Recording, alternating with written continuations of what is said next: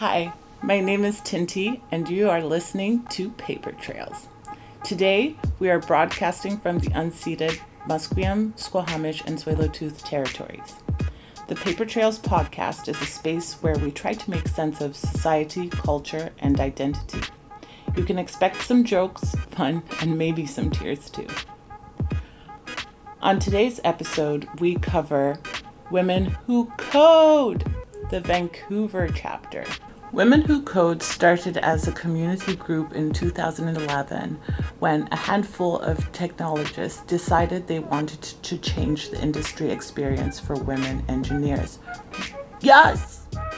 Since then, it has become a global nonprofit organization and the world's largest and most active community dedicated to inspiring women to excel in technology careers. One city at a time, Women Who Code spread around the world, reaching more than 20 countries. Each city has its own unique culture and has seen local leaders rise to be both leaders of our movement and leaders of the industry, paving the way for the new face of tech. Just to set some context, a little background about myself. I used to be a technical recruiter for IT jobs. And let's talk about underrepresentation, especially gender inequity. So I tried to make it my duty as a technical recruiter to at least put forward underrepresented folks in front of hiring managers. I found it pretty difficult. Technical recruitment is quite the sharky industry, and specifically within Vancouver, it's a small and very exclusive space. So it makes me ecstatic to know that something like Women Who Code made its way to our channels. I was joined by honorable guests Holly Peck, founder and director of Women Who Code, the Vancouver chapter, and her co-leads Senzeni Mpofu and Patience Mpofu. Just to give you a little inside scoop into Holly's background. She is a creative technologist and AI engineer manager, founder, advisor, and electronic artist.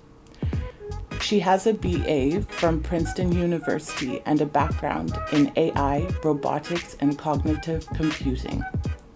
Once she wrote a thesis on Northwest Coast native art and the politics and poetics of representation in museum settings. Currently, Holly is Director of Creative Services at Soul Machines, where she leads a global team of NLP, NLU engineers, conversational designers, and linguists pioneering the future of conversational AI for embodied machine agents.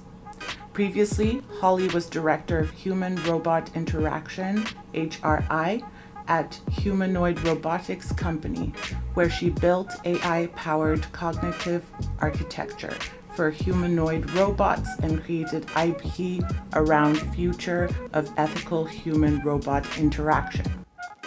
Holly is the founder and director of Women Who Code Vancouver, a community she grew from 0 to 2,300 tech lords in 3 years. She is a 2018 BC Business 30 Under 30, a 3-time Microsoft MVP in artificial intelligence, and a recipient of the Udacity X Intel Scholarship in Edge AI.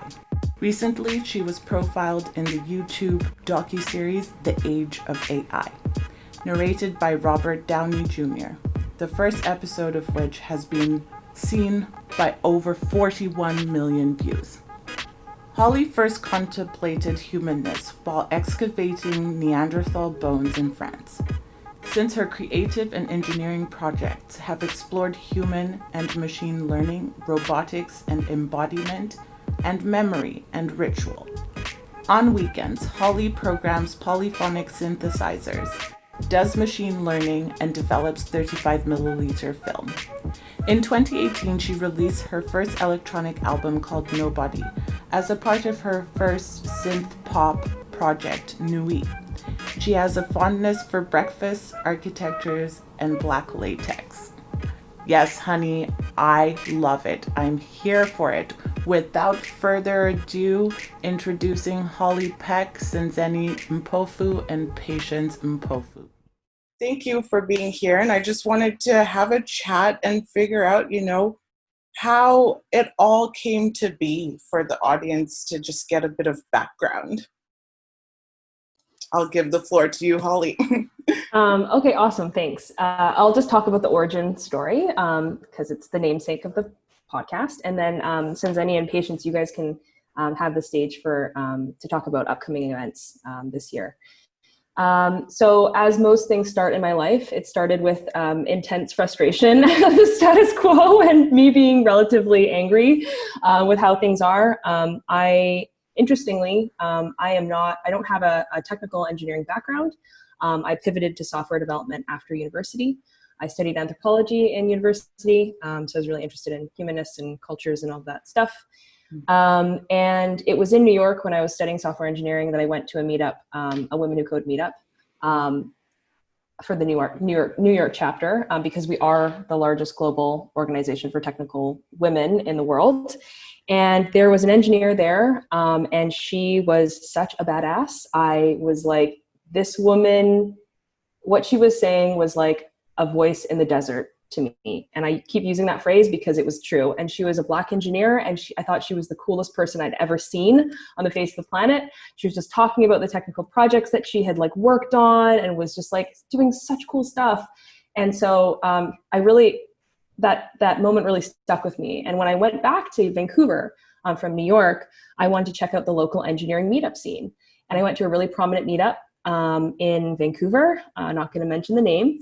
And I walked in, and it was a sea of like 150 men and 3 like femme identifying people. They all came up to me throughout the meetup because they were a little bit, they felt like outliers, obviously, just because it was like a really weird vibe. And one of them apologized to me for being there, for taking up space, because she was the organizer's girlfriend. Another woman was an ex-coder, and she talked about transitioning to marketing because software engineering was so inhospitable. And the other woman was just kind of quiet, and there was obviously no jumping off point for those technical conversations because they just weren't welcoming to her. So at that point, I left immediately, and I was so angry. Because if someone who looked like even me couldn't have a seat at the table, what about other underrepresented folks, or even other people interested in dabbling in this space? There was just no room. And the language being used was had these weird sexist undertones, and it was just awful. And so at that point, I knew that I had to start the chapter. So I got a group of femme identifying folks together, and we applied, and I thought this was going to be huge in Vancouver. I had to convince people that this was the case, but in the first year, we grew from 0 to over 1,800 Women Who Code members, and we partnered with over 45 organizations. And I just made it my life mission that year. And then we hired 2 new directors, and at one point, interestingly, the second onslaught of the directors, 3 out of 4, 75% were immigrants leading the chapter. And I thought that was a real metaphor for the new kind of engineer I envisioned, the new kind of person who wasn't traditionally a software engineer, because we need all kinds of minds developing and coding the products that everybody uses. And this is really important in AI because obviously bias trickles down into all kinds of things. And that is that's awful. So that's how it started. We are now 4 years in, I think over 2,500 members, 2,600 members. I can't keep track. And I was so excited to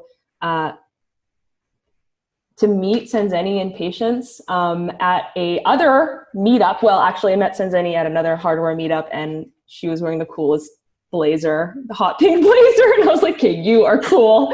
And then I met her sister through Patience, and I was like, "Okay, you guys need to be Women Who Code executive badasses." So that's my story, yeah, and I'm sticking to it. So maybe, yeah, Senzeni and Patience, you guys can talk about anything else and joining and Yeah, absolutely. I'll talk a bit about how we met because that's also a very interesting story and testament to what Women Who Code stands for. So, as Holly mentioned, my background was in hardware. I spent 2 years in Shenzhen, where I was helping people build cool and innovative products. And the Shenzhen ecosystem in tech is very different in the sense that it's primarily like hardware developers, and there are lots of women in the space. It's just it, gender is not something that you even discuss in most cases. And so I moved to Vancouver, and I was very surprised to find out that there were other issues like race and gender that seemed to affect the way that your work was perceived in the workplace. Um, I was working for a company called Misty West that hosts hardware meetups, and I invited Holly as one of the speakers, and she came and she spoke about all the cool like AI products and teams that she was like working with. Um, One of the things that was like part of my mandate at Misty West when I was hosting these events was to make sure that we had women speakers on every panel. My I don't know, hard and fast rule was that if we couldn't find female speakers for a panel, then we weren't trying hard enough and we had to cancel the event. And what tends to happen usually is that, if you have a theme that's along the lines of, I don't know, women in hardware, it tends to attract only women, and you end up, preaching to the choir. And so to avoid that, would have events on like topics like, robotics, and all the speakers will be female. And that was really cool. And that's how I met Holly. With time, I transitioned to software. Um, and I figured out that I really resonated with Women Who Code, in the sense that I was like very pro females in the workplace, very pro like femmes in tech. And I felt as if there was, space for me there. But in addition, I feel like Women Who Code is one of those spaces that is open to not just women, but also to like male allies.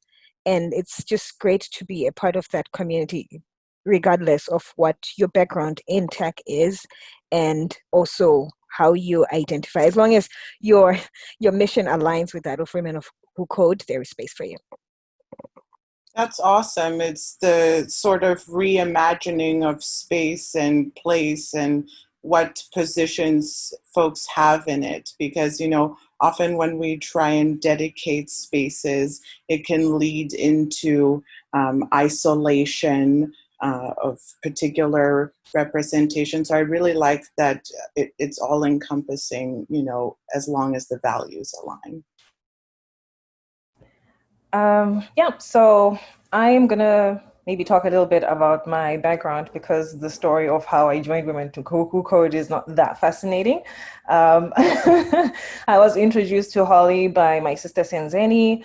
At the time, she was with a company that developed humanoid robots. I found that super interesting, and I was trying to pursue something in that space, but I ended up changing direction.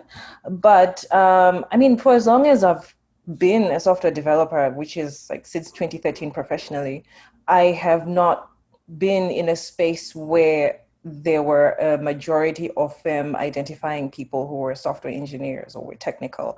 It just came to a point where I actually got used to it. I think even from the time that I studied and graduated and all that, it was always like 3 to 5 girls in a class of like 20 or 30, and it was just a running theme. And you're in that environment for so long, you get to a point where you're just used to it and it doesn't surprise you anymore.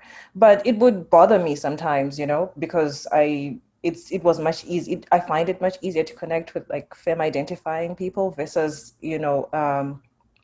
other identifying people. And I needed friends. I could not find friends. It was difficult to connect with my colleagues. We'd only talk about work. And it was something that I was looking to change. So when eventually I was introduced to Women Who Code, I was just like ecstatic. I really wanted to be part of something that is bringing about change. And this is just something that I look forward to doing as time goes on. And with all these events that we have coming up, I'm just really hoping to make a difference and to have more people know that this is a field that they can pursue, that they can be passionate about, that they can find other people who are like them in. Yeah, that's what I look forward to doing. That's awesome. That's awesome. Thank you all for sharing a bit about your backgrounds. They're badass and definitely worth hearing about. And so I guess you've mentioned lots of events that are coming up. For the audience to know what's going on, what's cooking in there upcoming. So we have a couple of really cool events that are lined up. There's one that Holly's spearheading. Do you want to talk about the Best Buy event, Holly? Yeah, sure. It's thanks, Cindy, for jumping in. Yeah, so that's TBD for the most part, but it's going to be this month at some point. And we're going to feature technical leaders at Best Buy across like departments and organizations that are just like spearheading emerging tech or doing really cool things in the context of data science and machine learning and blah, blah, blah. Another event that we just hosted was a event around the future of food and how both local and global companies are actually using machine learning and business solutions to reinvent human foodways. And food is like one of the oldest rituals, right? After storytelling, the birth of language, that really encapsulates humanness. So I had folks from like Spud and FoodX, where I'm a machine learning advisor there, come speak, as well as this company called Source Trace that are building, it's an Indian-based company. They do ag tech. They're building farmer marketplaces all over MENA and Africa. And then also had this robotic farming company from San Francisco participate. So that was super cool. So we have all kinds of events. It was very cool. I don't think Holly's telling you just how much cool it was. Thanks, Zenzi. We're each other's like fangirls. Yeah, and then, oh my God. And then Patience and Zenzi hosted an amazing event this year. I was so blown away. It was their first event and you guys killed it. So maybe you can talk about the first event that you guys hosted this year. If it's kind of a couple months ago, but. Yeah, so it was right around the time when the pandemic kind of broke out and everybody started working remotely. Some people had been laid off. They were looking for new opportunities. So we wanted to set up something that would equip everybody who was looking for something new to be able to like get started and immediately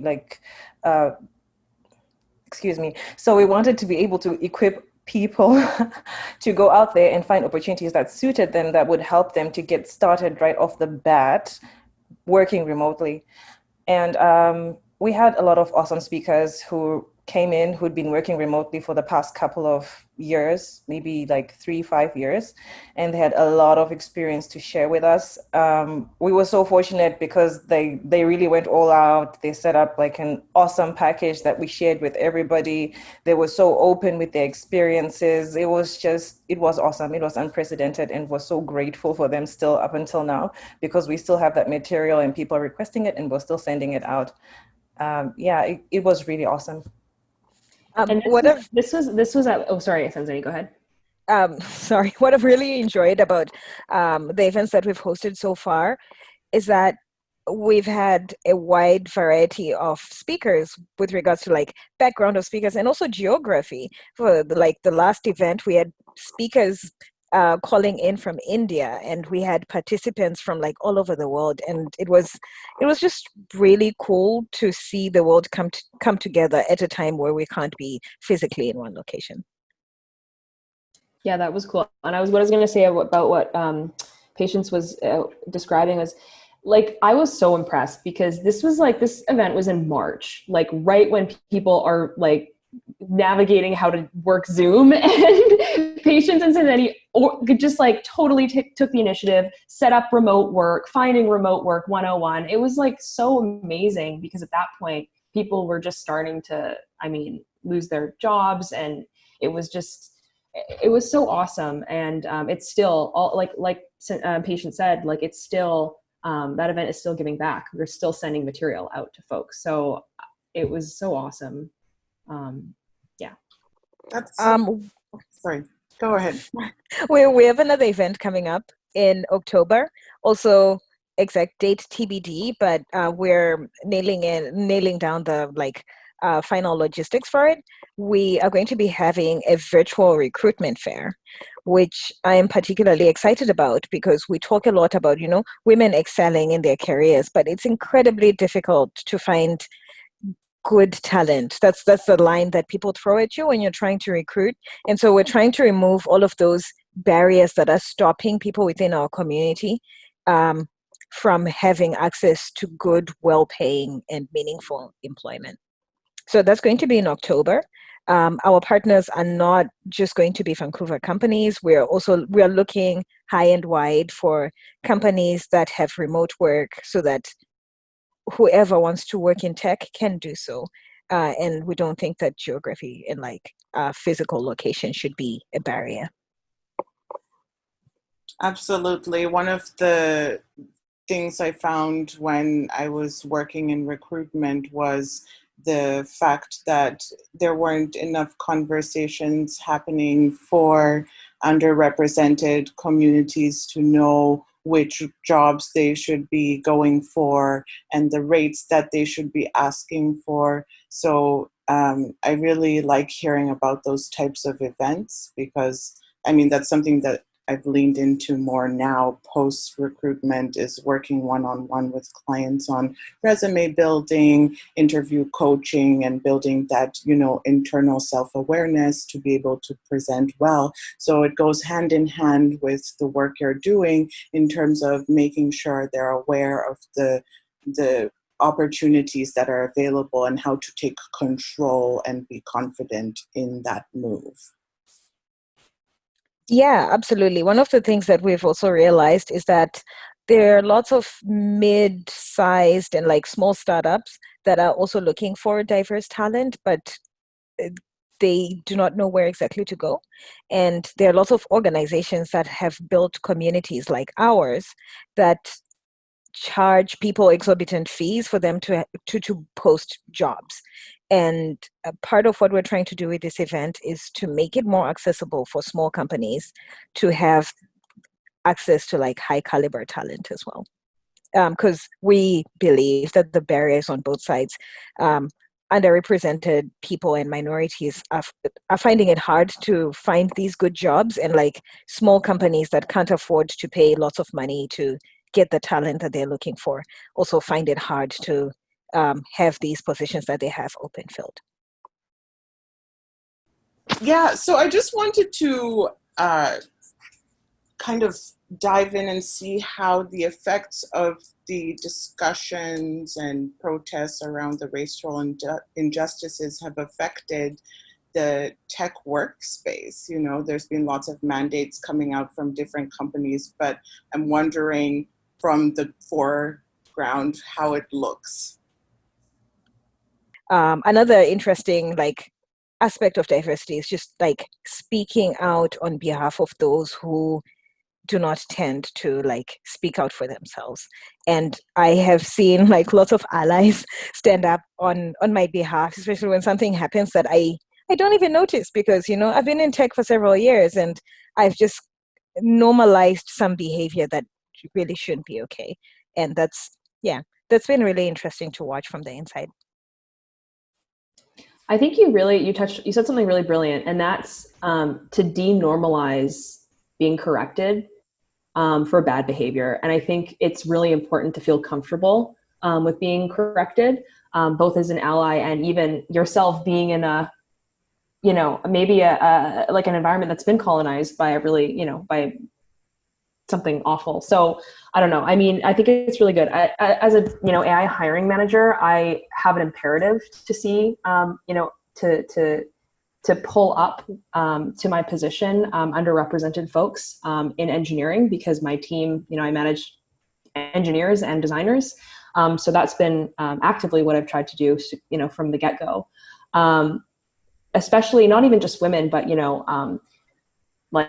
for for example, trans women of color, or because my partner is trans, so queer women, like people who may have disabilities. Like it's not just representation from like a gender or ethnicity perspective. It's also just a background, socioeconomic background, like diversity of thought, and then in terms of representation across the whole tech stack, I think we really need to audit technology currently for inherent bias. And I think that, there is some incredible work being pioneered, but, we know implicit bias trickles down through technology and products and into products. And when those products make decisions, data-driven or machine-based decisions on behalf of people, as we've seen with facial recognition technology, it can lead to devastating outcomes.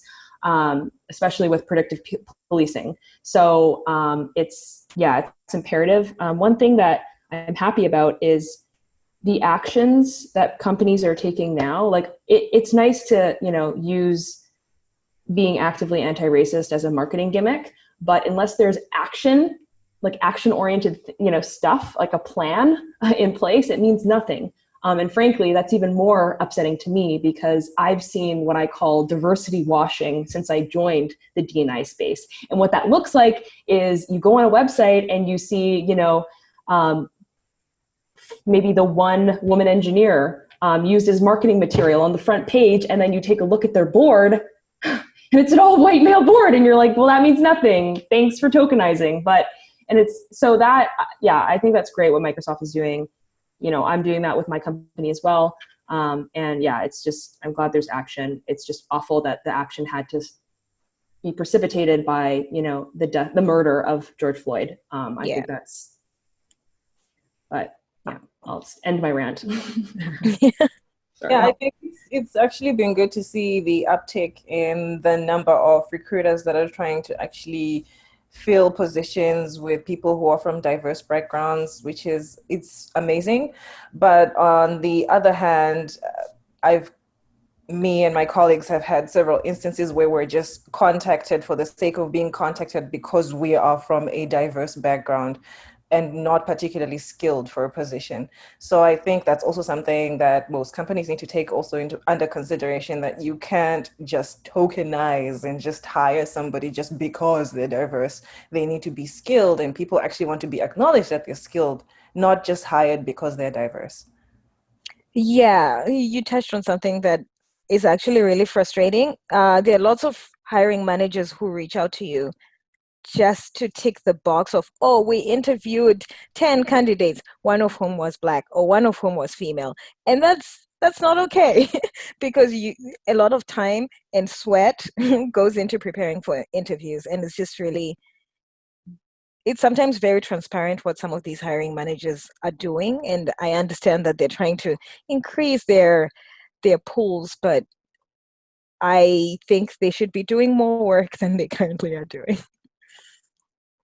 And also, speaking to that, the setup of the actual recruitment process needs to change, especially from an agency background.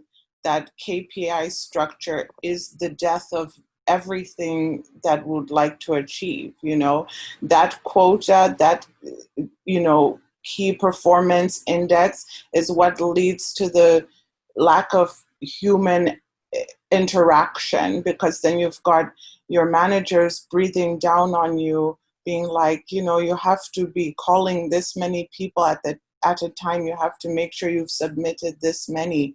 So it takes away that, I don't know, I guess doing your job properly vibe, because you're just trying to fill the number.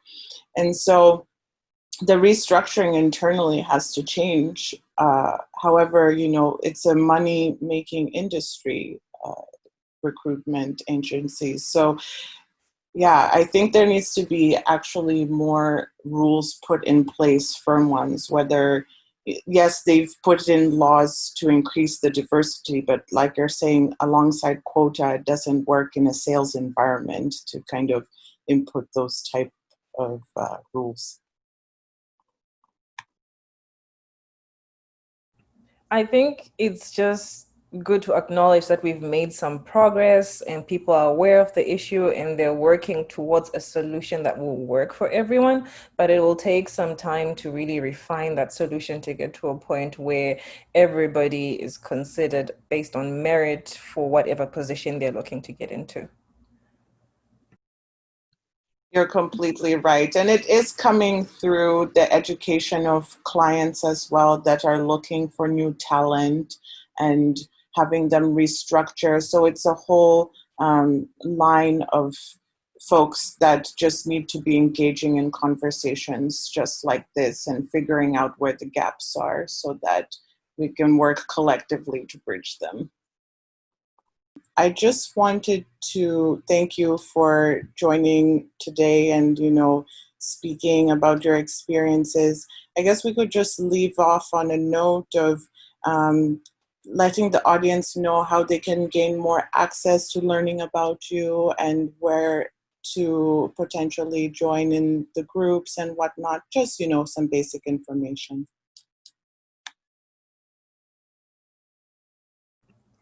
If you would like to know more about Women Who Code, you can visit our website.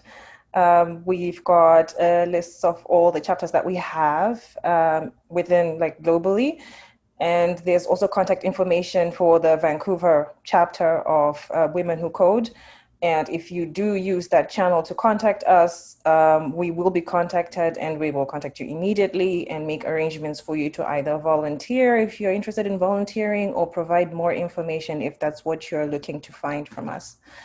And we really look forward to connecting with everybody. We always welcome new people and we cannot wait to hear from you. That's awesome. And I would also add that if you are on the Twitter universe, you can follow us at WW Code Vancouver. That's our Twitter handle. It has all of our individual Twitter handles as well. And then if you're interested in joining our meetup community, you can actually do so via Meetup. So just look for Women Who Code Vancouver and you can join our group.